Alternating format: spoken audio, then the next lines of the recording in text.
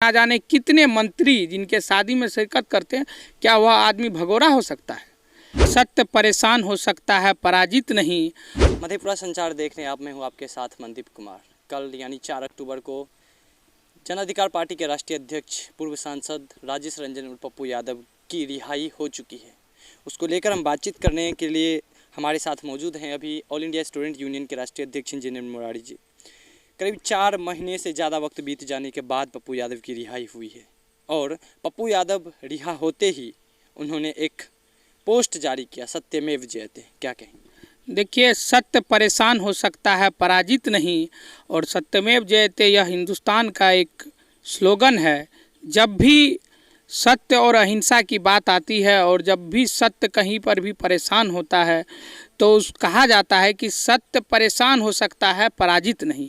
और कल विगत 5 महीने बाद पप्पू यादव जी को बेल मिली।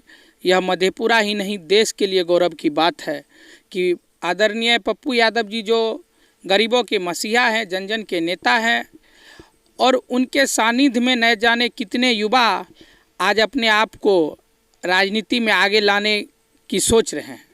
और उनका जो कार्य विगत लगभग हम कह सकते हैं कि 2013-14 के बाद से उनका जो कार्य को मैंने देखा है, बड़ी नज़दीक से देखा है। और जब हम उनके पार्टी में भी थे तो उनके कार्यों को जो देखा है, देखिए, वैचारिक मतभेद हो सकता है लेकिन सामाजिक मतभेद नहीं होना चाहिए और कभी भी व्यक्ति विशेष मतभेद नहीं होना चाहिए। अगर हम कोई अच्छा कार्य कर रहे हैं और अगर कोई दूसरा व्यक्ति, चाहे अन्यथा किसी भी पार्टी का व्यक्ति सदस्य क्यों ना हो, अगर वो अच्छे काम करते हैं तो उनकी सराहना समाज के हर एक वर्ग को, समाज के हर एक पार्टी को, जात पात जाति धर्म से ऊपर उठकर करने चाहिए।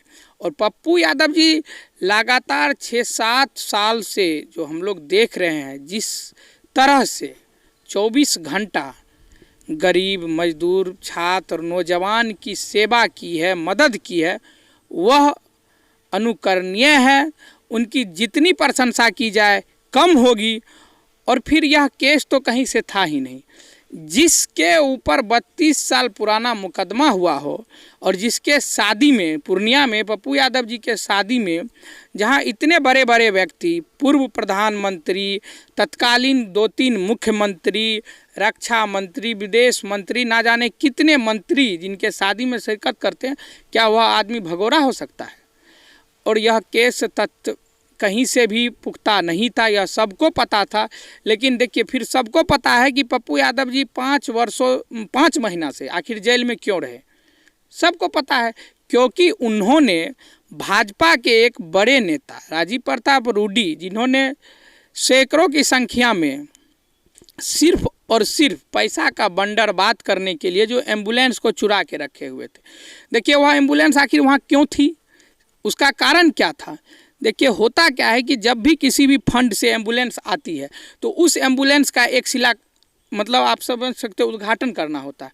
तो उस एम्बुलेंस को उन्होंने इस तरह से ढक के रख के फिर उस पर पोस्टर बदल देते हैं, पैसा बिल निकल जाता है कंपनी से बिल बनवा के, और फिर उस एम्बुलेंस को फिर ढक दिया जाता है। मतलब आप इस चीज़ को समझिए कि उस एम्बुलेंस को बार बार एक ही एम्बुलेंस से लगभग 5 वर्षों और 10 वर्षों से पैसा का उगाही किया जा रहा है। उसी एम्बुलेंस में जो है इसी बीच शराब की तस्करी का मामला भी सामने आया। बिहार के लिए क्या कहा जाए, शर्मनाक बात है। जहाँ शराबबंदी है वहाँ भाजपा के नेता के गाड़ी से कभी बालू, एम्बुलेंस से जिसपे मरीज को ढोया जाना चाहिए, उस एम्बुलेंस से कभी बालू ढोया जाता है तो कभी शराब ढोया जाता है। यह दुर्भाग्य है। और आज बिहार के लोगों को भी सोचने की ज़रूरत है कि आपका बिहार कहाँ जा रहा है। लखीमपुर में जिस तरह से किसानों के साथ ये हो रहा है, इस पर क्या बोलेंगे?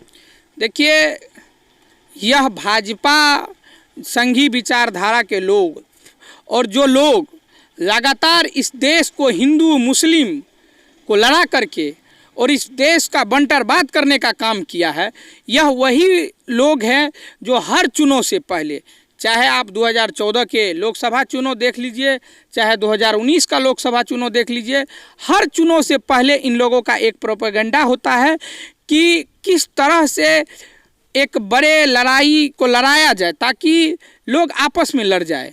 और ये हिंदू मुस्लिम जात पात की राजनीति करके चुनाव में अपनी जीत को सुनिश्चित करे।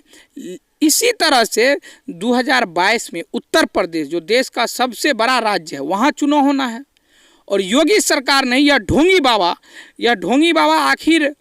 और कभी कभी बहुत दुख होता है कि देश के बड़े बड़े अखबार चैनल भी, अखबार लिखने वाले भी जिस तरह से लिख देते, मैं नाम नहीं लेना चाहूँगा क्योंकि आज पूरी देश उसको जान रहा है, यह काफ़ी दुखद है कि इस तरह के अखबार जब लिख देते हैं कि किसानों ने उपद्रव करके 8 लोगों की हत्या कर दी। अब बताइए, भाजपा के नेता से हत्या होती है और अखबार लिख देता है कि किसानों ने हंगामा किया। यह अत्यंत दुखद है और हम किसान एकता के जितने भी सदस्य और इस किसान आंदोलन के जितने भी सदस्य, उनसे हम कहना चाहते हैं कि हम युवा आप लोगों के साथ हैं।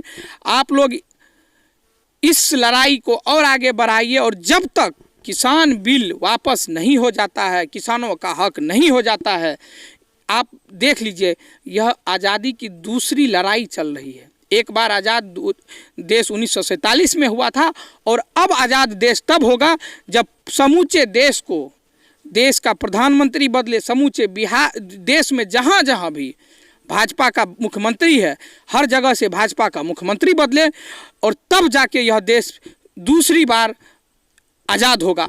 देश इस वक्त अब दूसरी आज़ादी की लड़ाई लड़ रही है और किसान जो अभी लगातार 9-10 महीने से अपनी भागीदारी सुनिश्चित किए हुए इस लड़ाई में, हम किसान आंदोलन के साथ हैं और हम कहना चाहेंगे कि जय जवान जय किसान। और जब तक किसान बिल वापस नहीं हो जाता है, जब तक समूचे देश भाजपा मुक्त नहीं हो जाता है, तब तक इस संघी विचारधारा और भाजपा आरएसएस के लोगों को हम लोग शांति से बैठने नहीं देंगे। बातचीत कर रहे थे हमारे साथ इंजीनियर मुरारी जी और पप्पू यादव की जिस तरह से रिहाई हुई है उनको लेकर जो है इन्होंने कहा कि सत्य कभी पराजित नहीं हो सकता।